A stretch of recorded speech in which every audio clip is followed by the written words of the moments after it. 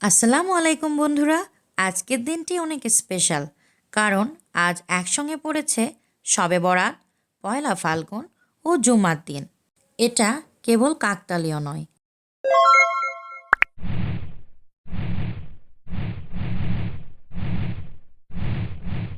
বরং একদিনে ধর্মীয় ও সাংস্কৃতিক আবহের এক অসাধারণ মেলবন্ধন। তাহলে চলুন আজকের এই বিশেষ দিনের অনুভূতি ভাগ করে নিই। তো কেমন আছেন আপনারা সবাই? আশা করছি ভালো আছেন। আল্লাহর অশেষ রহমতে আমিও ভালো আছি, আলহামদুলিল্লাহ। হিমের পরশ কাটিয়ে ফাগুনের বাতাসে ভাসছে রং আর ভালোবাসা। প্রকৃতি বদলে গেছে, আর হৃদয়ের কোণেও লেগেছে বসন্তের রং। কেমন কাটবে এই ফাল্গুনের দিনগুলো? স্বাগতম আমাদের আজকের বিশেষ বসন্ত ব্লগে। আজ কথা বলবো ফাল্গুনের রং, ভালোবাসার আবেগ, বসন্তের ফুলের সৌন্দর্য এবং শবে বরাতের মহিমান্বিত রাত নিয়ে কিছু কথা। এরই মাঝে চলে এলো একটি বিয়ের দাওয়াত। তো একই দিনে এত কিছু আমরা আসলেই কল্পনাও করতে পারি নাই। তো দুপুরবেলা কিন্তু আমরা সবাই মিলে এই ঘরোয়া পরিবেশে বিয়ে খেতে গিয়েছিলাম।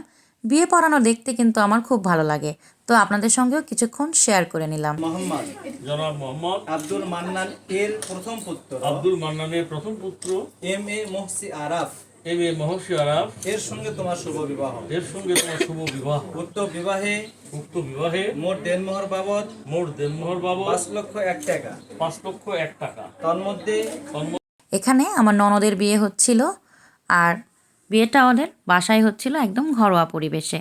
তো বিয়ে দেখে আমি এখানে বারান্দায় চলে আসলাম। বারান্দায় খুব সুন্দর বাগানবিলাস ফুলের গাছ ছিল।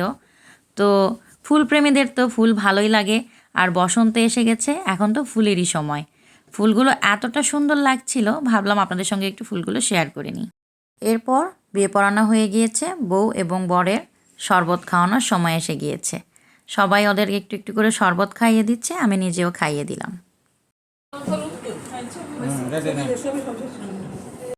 এখন বউ এবং বর নিজেরা নিজেদের মধ্যে মালা বদলটা করে নিল, এবং সাথে চলছে ফটো সেশন। এখনকার যুগে ফটো সেশন হবে না সেটা কি হয়? বউ বরের সুন্দর সুন্দর মুহূর্তগুলো ক্যামেরাম্যান ক্যাপচার করে নিচ্ছিল এবং ওদের জন্য সুন্দর একটি স্মৃতি তৈরি করে দিচ্ছিল।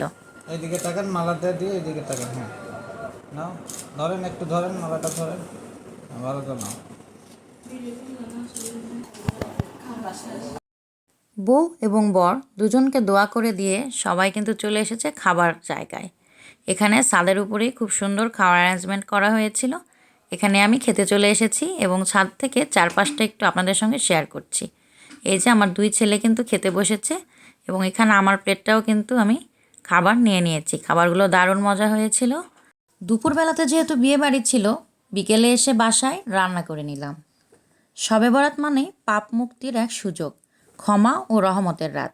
এই রাতে আল্লাহ আমাদের তকদির নির্ধারণ করেন, গুনাহ মাফ করেন। তাই সবার নফল নামাজ, কুরআন তিলাওয়াত ও দোয়া ইস্তিগফারে মগ্ন থাকেন। অনেকে এই রাতে রোজার নিয়ত করেন যেন পরদিন রোজা রাখা যায়। আজ জুম্মার দিন, সপ্তাহের শ্রেষ্ঠ দিন, যখন মুসলিমরা একত্র হয়ে নামাজ আদায় করে, দোয়া করে এবং আল্লাহর কাছে রহমত চায়। এমন বরকতময় দিনে আমাদের উচিত বেশি বেশি ইবাদত করা, দান সদকা করা এবং নিজের আত্মশুদ্ধি করা। আজকে শাবান মাসের 14 তারিখ। এই রাতকে বরকতময় ও রহমতের রাত হিসেবে গণ্য করা হয়। আল্লাহর নৈকট্য লাভের আশায় ইবাদত বন্দিগিতে মশগুল থাকলে অনেক সওয়াব অর্জন করা যায়। আর প্রত্যেক আরবি মাসে 13, 14, 15 আমাদের নবীজি হজরত মুহাম্মদ সাল্লাল্লাহু আলাইহি সাল্লাম রোজা রাখতেন। তো আমরাও চাইলে রাখতে পারি। তো এখানে আমার আম্মু আমাদের জন্য কিছু খাবার পাঠিয়েছেন, সেগুলো আমরা খেয়ে নিচ্ছিলাম। বাচ্চাদেরকে খাইয়ে আমি এখন একটু খেয়ে নিচ্ছি। আর যেহেতু আমার বিয়েবাড়িতে দাওয়াত ছিল, খুব বেশি খেতে পারবো না, তো আম্মু কষ্ট করে বানিয়ে এনেছেন, এই জন্য চালের রুটিটাই একটু হালুয়া এবং মাংস দিয়ে খেয়ে নিলাম। সৌন্দর্য ও নবজাগরণের ঋতু হলো বসন্তকাল। বাংলা বর্ষপঞ্জির ফাল্গুন ও চৈত্র মাস জুড়ে বিস্তৃত থাকে। এটি শীতের বিদায় ও গ্রীষ্মের আগমনের মধ্যবর্তী একটি মনোরম ঋতু, যা প্রকৃতির নতুন প্রাণ সঞ্চারের সময়। এ সময় সব গাছ থেকে যে পাতাগুলো ঝরে পড়ে গিয়েছিল, তারপর সেখানে নতুন পাতা গজায়। চারিদিকে শিমুল, পলাশ, কৃষ্ণচূড়া ও আমের মুকুলের সুবাস ছড়িয়ে পড়ে। শীতের কনকনে ঠান্ডা নেই, আবার গ্রীষ্মের তীব্র গরমও আসে না। বাতাস থাকে মৃদু ও আরামদায়ক। এজন্য বসন্তকাল কিন্তু আমার প্রিয় একটি ঋতু।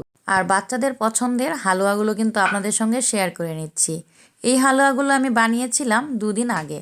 আমি এবং আম্মু মিলে এসব বানিয়ে নিয়েছিলাম, এবং যেহেতু এটা একটা সামাজিক সংস্কৃতি, সবার বাড়িতে একটু একটু হালুয়া দেওয়া, সবাই দেয়, এজন্য আমাদেরকেও একটু দিতে হয়। সামাজিকতা এই আর কি। আজকের দিন সত্যিই অনন্য। ধর্ম, সংস্কৃতি ও আত্মিক পরিশুদ্ধির এক অপূর্ব সমন্বয়।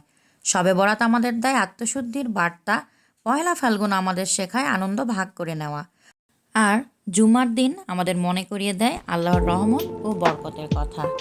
আর বিয়ে কিন্তু একটি পবিত্র বন্ধন। আজকে এ পর্যন্তই। আসসালামু আলাইকুম, আল্লাহ হাফেজ।